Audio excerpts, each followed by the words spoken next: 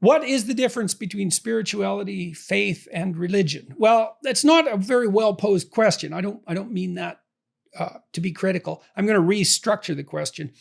You can think about two elements of religious phenomenology, phenomena that are associated with the religious world.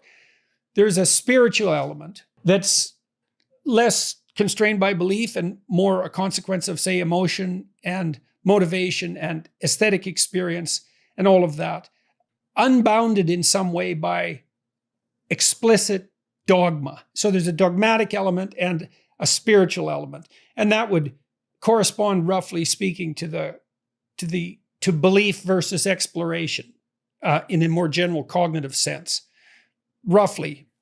But both are necessary, right? Because for all its flaws, collective adherence to a dogma, there's no distinction between that and peace.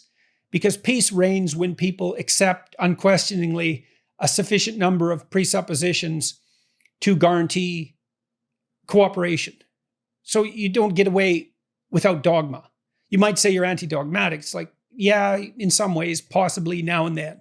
And some people more than others. But most of the time when you ask a question, you hold 1,000 things constant and allow one thing to vary. And so the constancy is the dogma and the variation is the questioning.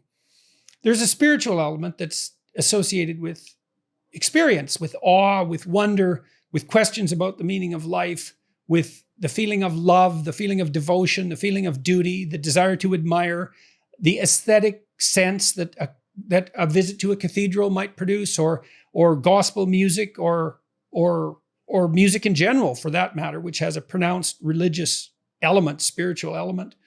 And lots of people describe themselves as spiritual but not religious, which means that, well, they haven't been able to apply systematic philosophical reasoning to the wheres and whys of their experience. So now, if a belief system becomes entirely dogmatic, it tends to rigidify and ossify and become tyrannical. So that's not good. But if it's only spiritual, like the New Age movement, let's say, then it's everything and nothing at the same time. Everything goes, everything is permitted, all is equal, everything falls under the same umbrella. It's so inclusive and so non-structured that it really degenerates into nothing at all. So there always has to be a balance between structure and openness to change. And structure is dogma and openness to change is exploration. And both of them have a religious element.